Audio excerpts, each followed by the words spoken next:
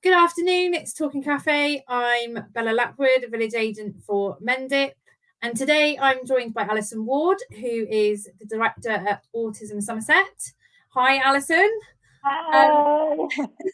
Alison's going to give us a bit of an overview of what they do, what they've got to offer, and some new programs that they've got started. So if you would like to carry on, Alison, and we'll have a little chat about it as we go along. And if anybody's got any questions, they can put them into the comments box and we'll get those answered.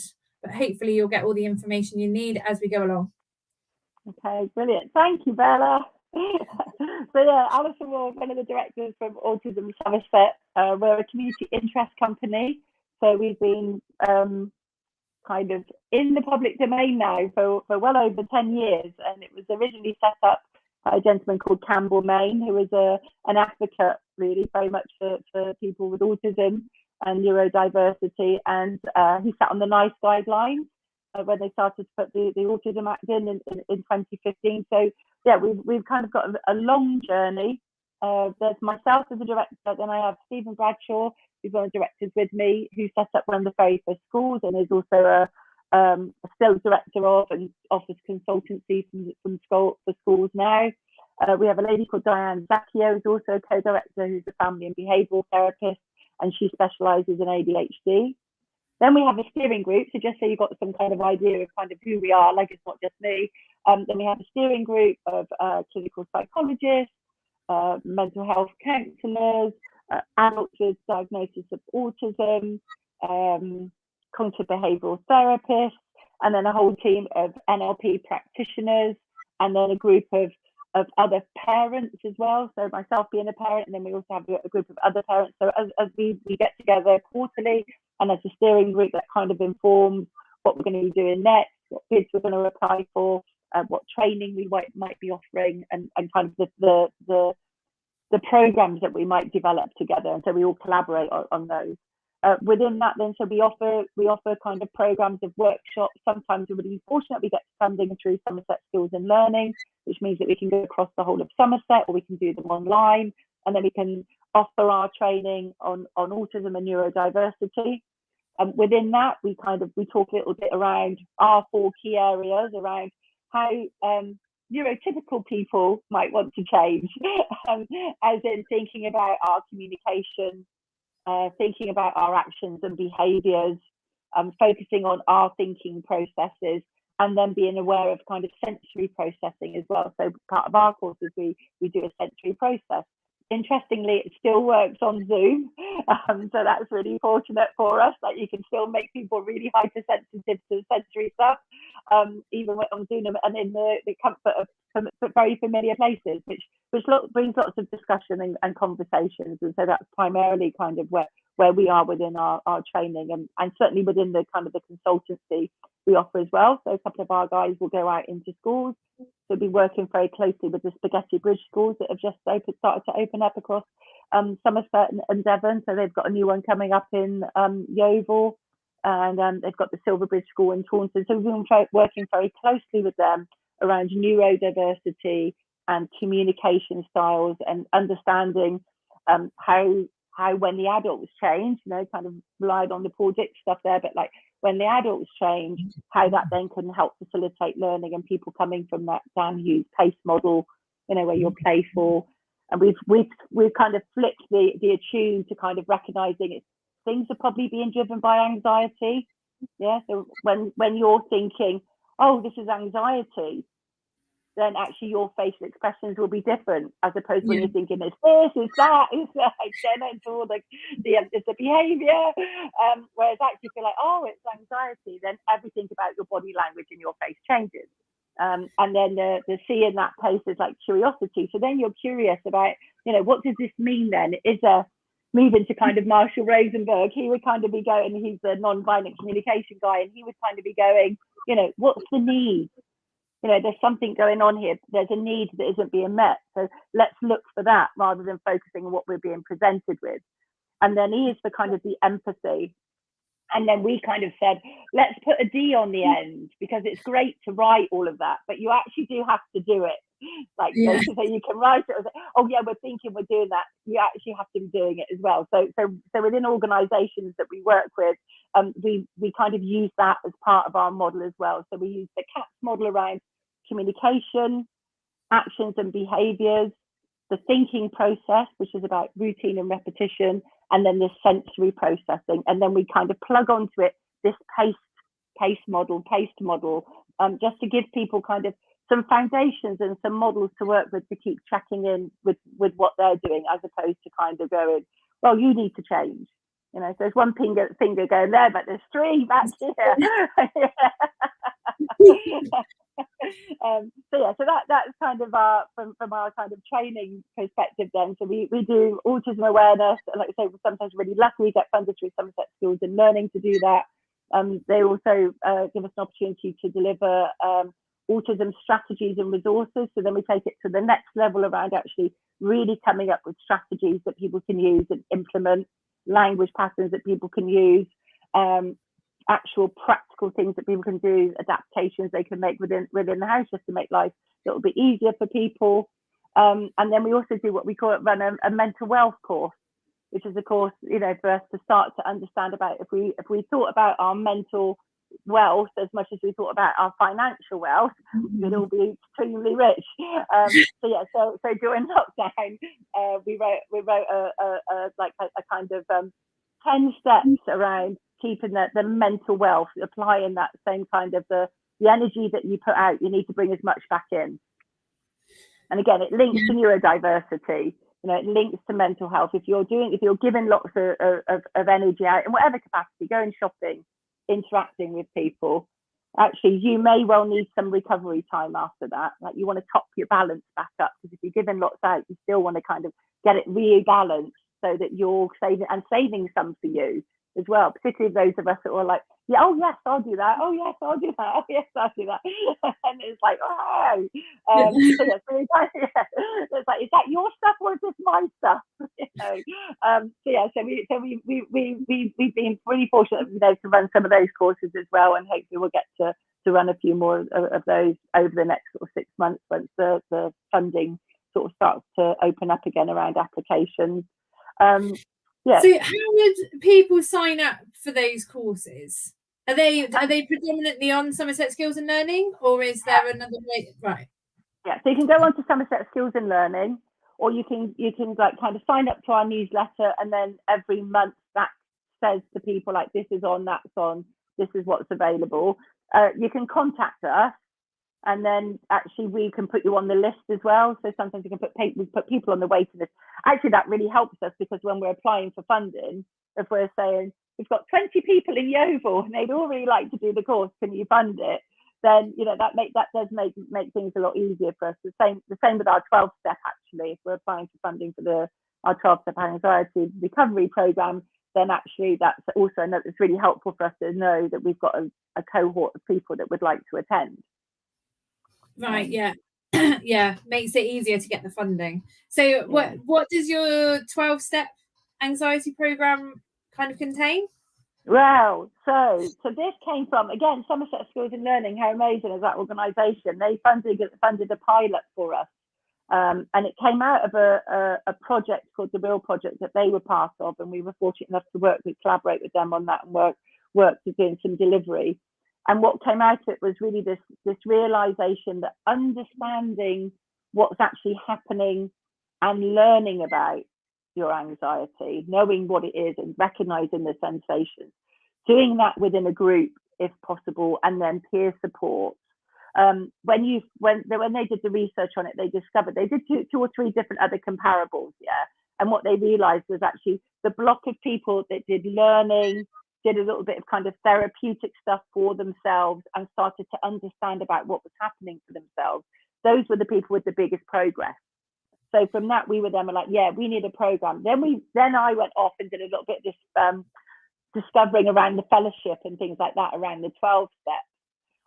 So I love learning, you know, very curious. And then I came back and I was like, actually, that model, like you know, why do you have to have been in those kind of have addictions to then get this lovely fellowship that continues after, you know, because there is something really very kind of special about that, about this connectivity where people are going like, I'm going through something, and they're like, yeah, I'm going through something, and it may not be the same, but what's happening with my body and my thoughts are very similar. Like, let's support each other, or, you know, let's sponsor each other as kind of the language that they might use. So we were very, very informed by that. So we people commit to each other in the group. It's like we're going to commit to pitch up every week, because actually the day you don't want to come, that is the day to come.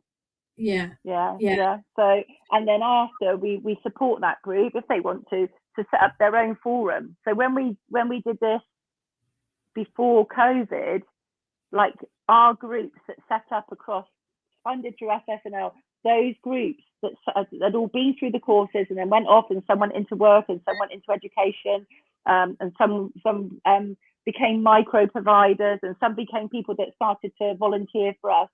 When we had the lockdown, because they'd set up peer support groups on Facebook, WhatsApp, those groups were all supporting each other.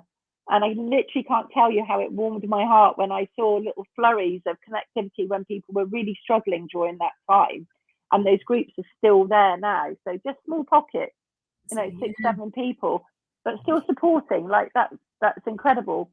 So so that's where the model comes from. You do each step, and it's all designed so that you do each step for a purpose, so that people go through things gently, even when you get a little bit excited by it and you have a little light bulb moment or whatever. It's like, you know, we still need to be gentle, so we gently move through the steps of the program. And we you know, there's different models and packages, so you can use it, so you can do some one-to-one coaching before and then go on to the 12 step, and then you can have some one-to-one coaching to do progression, you know, to maybe going into work or education or into college or something. So the model can be adapted and used to lots of different areas, actually.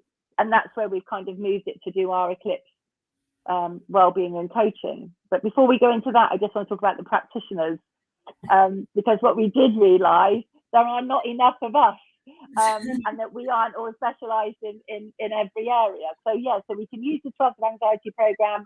And we've got research and data that shows, yeah, it's really effective for parents of children with SEND, yeah, or if you're living with someone with anxiety, or if you've got anxiety. But actually, anyone working with a particular cohort could train as a practitioner with us.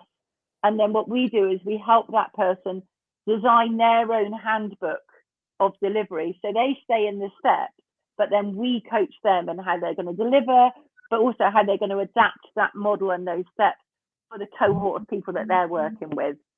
So that was most definitely kind of where we'd got to with it. It's like, yeah, people need to become practitioners as well, so that we aren't just trying to do it all ourselves. Yeah. And that doesn't necessarily have to be, they don't have to be working with people that are neurodiverse. They can be working with any group of people, and providing that 12-step anxiety program would have an impact, then sign up. And okay, absolutely. So anyone who's kind of doing any kind of work where you've got a group of people and they have some anxiety going on, it might be that the 12-step anxiety program would be a good way of doing it. You can deliver the 12-step one-to-one as well. So for me personally, I do it one-to-one with some people on Zoom, just because for them it's really difficult to get that connectivity, or to get out, or they're too far away. But yeah, so you can do it one-to-one, and you can do it on Zoom. And it's for anyone. Like, it's for anyone. We can adapt it for people with neurodiversity. We can adapt it for people with intellectual differences. You know, it can be adapted. I'm sure, you know, we've got someone at the moment who's doing it who uses BSL. And so it's reading through it and then doing the sign-in to talk it through. And so they're doing it. So yeah, so whatever your skill set is as you know, a professional in whatever capacity, then we can provide you with the skill set to become a deliverer of a practitioner, to become for the 12 steps. Yeah. So and I think this is one of the things with it as well. It's great for experts by experience. Yeah. And there used to be a lot more courses that you could do to become a practitioner, and your expert by experience was enough. But a lot of things have changed now, and so now they want people to have done their English and maths. And I'm not saying like that, yeah, we want people to do their English and maths, but actually we wouldn't want that to, the fact that they haven't got that, we wouldn't want that to stop someone using their life experience to become a practitioner and be able to help other people kind of have light bulb moments, make changes. So I think that's probably one of the things as well. So anyone who's a life coach or an NLP or a therapist, a psychologist, or working with cohorts or groups of people, if there's anxiety bubbling and it's catchy, anxiety is very catchy. If it's catching, then it might be worth thinking about whether this program would be helpful. So, yeah. And so how would they sign up? Is that again through the newsletter would be the best thing to do for if somebody wanted to sign up to become the practitioner? Yeah, so we've got our own 12 Step Anxiety program website. So we do have a page for it on the Autism Somerset website, but we do have our own 12 Step Anxiety program website as well. And so if people are interested in becoming practitioners, then they can you can email me if you're interested, or if you've got a team of people and you're like, oh yeah, that'd be really helpful for our team, then you can email me and then we can have a conversation. Or if as individuals, if you're thinking, oh crikey, yeah, that would be great, email me, and then if we've got enough individuals, then we put a course on. Yeah. Okay. So, yeah. Amazing. So your Eclipse. Yes. So yeah, Eclipse Wellbeing and Coaching. Because of all of these things, and kind of where we've got to now, we work quite closely if we get the opportunities with Somerset Parent Care Forum, and we've kind of been having conversations with families, and we get a lot of emails and phone calls from parents, from carers, wanting to know more and wanting signposting, etc. But what we've really realised is that there is definitely something around transition. So there's something around the transition from school into college, and there's something around kind of the 16 to 25-year-olds that might kind of start college and then dip out of college, or might have stayed on at school and then dipped out, or started a job and then it didn't happen, or so it just feels like there's a little bit of something within the transition cohort where people aren't kind of looking for an alternative provision or the kind of traditional day service. They might be looking for other things to do that maybe is one-to-one or focused around kind of independent skills for everyday living, or learning some of those soft skills around socializing and interacting in the community, as well as kind of maybe then doing the 12 step too with a group of other young people. So that's really where the Eclipse Coaching and Wellbeing has kind of come from, is that like actually if we have a cohort of people within our team with lots and lots of experience, why would we not be working with or supporting, coming alongside people that only need perhaps maybe two days, perhaps maybe 2 days of kind of interaction with someone to go shopping, a lot like what micro-providers do. So yeah. a lot of our team are people that were micro-providers or are micro-providers as well as, and they come and work alongside us because actually it's good to have a team of people around you that can support and help. And also we use a case management system as well. So actually all the information is all held in one space. We can set goals from education and healthcare plans. We can work at getting those goals achieved, and we can evidence it all. So I think there's something about it's a little bit around. Some of your children might go to uni and college, and some may not. And the ones that don't, how do they learn those skills then? Where do you get that from? Yeah. So yeah. Yeah, they're independent living skills. Being able to move on and carry on their life as an independent adult. Yes. Yeah. And sometimes it takes someone kind of outside of school and parents and family to kind of see the qualities. So for me, when someone says they're doing this, they're doing that, I'm like, brilliant. Where would that be useful? Knocking down walls. fabulous. So it's definitely a job for people that love to knock down walls. Yeah. So it's definitely that. It's definitely about, you know, coming alongside people and kind of finding out what you're passionate at, what you're really good at. You know, there's a lot to be said about doing what you're good at to get those kind of sensations of the oxytocin endorphins going. It might not be what you're completely passionate about, but if it's something that you're really good at, then why would you not be utilizing that in some way to bring, you know, those lovely feelings for us, but also some connectivity? And it might be a little bit of very slight adaptations and like we call, you know, reasonable adjustments within workplaces or that can make that happen. Yeah. You know, so that's us, passionate. Yeah. And a whole bunch of amazing programs that are available out there for, you know, pretty much everybody to access. So Yeah.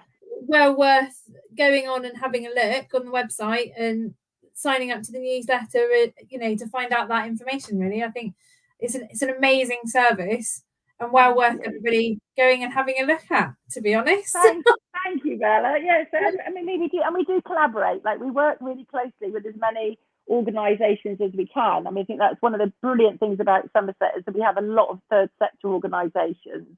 You know, so we've just become part of the Somerset Big Tent. You know, we work closely with Somerset Community Foundation, Somerset Skills and Learning, Somerset Parent Care Forum. I mean, it's incredible that there are just so many organisations. It's just, you know, we've got the Somerset Choices website now. You know, we've got the Community Connectors. You've got Village Aid. Like, there's so many of us. There's Plus. There's lots and lots of organisations that all kind of are working together now, which is incredible. So I think we're really, really lucky with that. Yeah, definitely. Okay, so if anybody's got any comments, pop them in the comments box and we'll get them answered. We'll either send them over to Alison and or we'll try and answer them ourselves, whichever. And yeah, I think that's kind of it from us, to be honest. So thank you very much for joining us, Alison. And if anybody's got any questions or anything, you're happy for someone to contact you and pop on the website and have a look on there. And yeah, hopefully this is going to raise the awareness and everybody's going to sign up for a whole load of programs for you. Brilliant. That's amazing. Thank you so much. Thank you. Wonderful. Thank you. Thank you. Take care. Bye. Bye.